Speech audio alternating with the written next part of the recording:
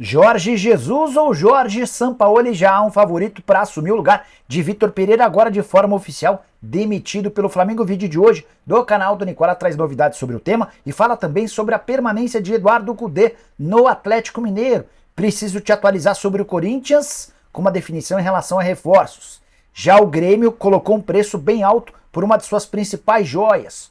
Tudo sobre o mercado de transferências, te atualizo também sobre as últimas de bastidores. Tem bastante informação legal. Tenho certeza que você vai curtir. Entre essas informações importantes, a ajuda do pai do Neymar e também do Neymar num patrocínio milionário para o Santos. Antes, deixa eu só me apresentar, Jorge Nicola, jornalista esportivo e dono desse canal com quase 1.300.000 pessoas inscritas, com a missão de te deixar por dentro das últimas do seu time do coração. Para não perder nada, só apertar o botão vermelho de inscreva-se e ativar as notificações. Combinado?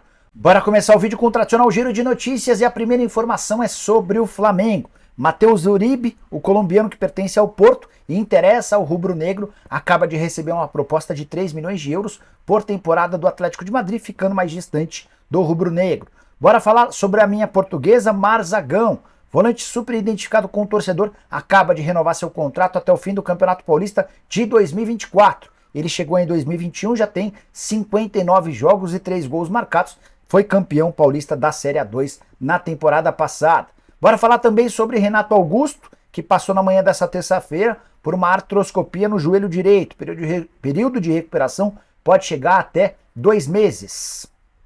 Para completar o giro de notícias, queria contar que o Fortaleza, preocupado com a possibilidade de perder Tinga, resolveu oferecer um aumento salarial ao jogador e também conta com o Vojvoda para tentar convencer o lateral, zagueiro e capitão do time a permanecer. Por falar no Cruzeiro, Henrique Dourado está em Belo Horizonte passando por exames médicos para assinar contrato com a Raposa. O vínculo vai ser até o fim de 2023, se ele for aprovado nos exames médicos.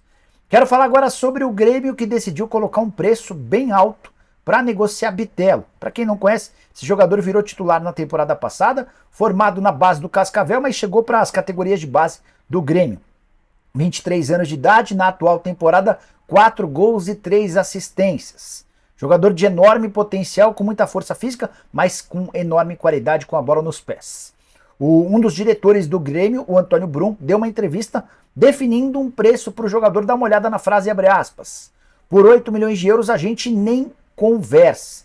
8 milhões de euros, estamos falando de algo na casa dos 44 milhões de reais. Essa entrevista foi concedida ao Caju Tricolor. E você gosta do Bitelo? Caberia no seu time do coração?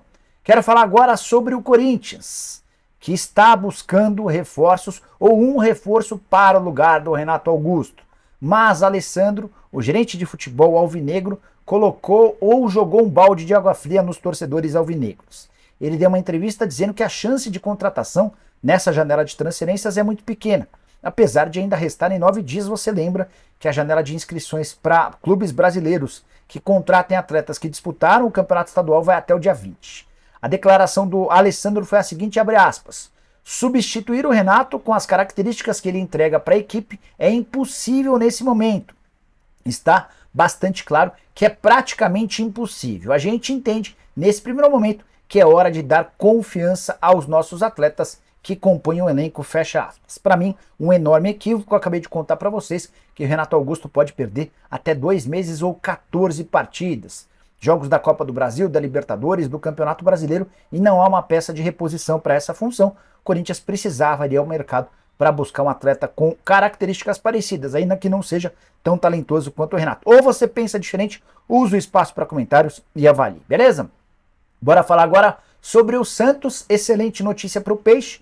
O Santos vai divulgar nos próximos dias um acordo com a Blaze, sua nova patrocinadora master. Trata-se de uma casa de apostas e o negócio foi fechado com a ajuda do Neymar e do seu pai. O Neymar é o embaixador da Blaze pelo mundo e foi o pai do Neymar quem costurou todo o acordo entre o Santos e a empresa. Valor de 45 milhões de reais por 2 temporadas. Essa informação eu havia confidenciado ou revelado durante o programa do Nicola dessa segunda-feira. Uma fonte santista havia dado todos os detalhes, confirmado o acordo de 45 milhões por 2 anos. Disse também que a Pixbet, que era a antiga patrocinadora master, outra casa de apostas, já foi avisada a respeito desse acerto e as partes estão cuidando do distrato. O Santos festeja mais dinheiro o patrocínio vai gerar praticamente o dobro do que o Santos tinha em relação a PixBet e comemora também a reaproximação com o pai do Neymar, alguém com enorme trânsito no mercado e que um pouquinho mais para frente pode cuidar do retorno do filho à Vila Belmiro. Só para lembrar que Lucas Lima, recém-contratado pelo Santos, também tem participação do pai do Neymar. O anúncio sobre o acordo com a Blaze deve acontecer nos próximos dias, em meio ao festejo ou aos festejos pelos 111 anos de existência do Peixe, que serão comemorados na próxima sexta-feira. Bora falar agora sobre Eduardo Cudê, que fica no Galo. Treinador argentino que na quinta-feira da semana passada causou em uma entrevista coletiva detonando os 4 R's, a administração do Galo, o Rodrigo Caetano e até jogadores e torcedores do Atlético. Ele foi repreendido, correu enorme risco. Cheguei a contar para vocês que os dirigentes do Galo conversaram com Tite e com Dorival Júnior, mas o Cudê acabou ficando. E só ficou porque ele não aceitou assinar um aditivo que ele mesmo havia pedido, que previa a exclusão da multa em caso de demissão ou pedido de demissão. Só para você entender, quando o Cudê é contratado pelo Atlético no início dessa temporada, ficou combinado um valor de multa de 26 milhões de reais. Essa multa seria paga pelo Atlético caso demitisse o Cudê ou pelo técnico argentino caso decidisse deixar o Galo. O Cudê vinha há vários dias pedindo para que essa cláusula fosse excluída. Na sexta-feira, o presidente Sérgio Coelho assinou a cláusula, entregou para ele e falou: agora faça a sua parte e assine você também. E com essa assinatura, o Galo o demitiria depois da partida contra o América no domingo, título do Campeonato Mineiro conquistado. O pessoal do Galo ficou irritadíssimo com as declarações do Cudê. Na segunda-feira ele não assinou, nessa terça-feira houve uma nova reunião, ele deixou claro que não assinaria e o Galo não assumiria uma responsabilidade de pagamento de 26 milhões de reais de multa rescisória. É por isso que Eduardo Cudê permanece no Atlético Mineiro. O presidente Sérgio Coelho deu uma entrevista nessa terça-feira, contando detalhes e bastidores dessa situação, disse da irritação dele e dos 4 R's, afirmou que o técnico foi repreendido, também contou um pouquinho dos bastidores, porque o Cudê chegou a reclamar da falta de contratações. O presidente do Galo lembrou que dos 9 reforços para a temporada, 6 foram indicados pelo Cudê. São eles o Patrick, o Edenilson, o Lemos, Saravia, Batalha e Bruno Fux.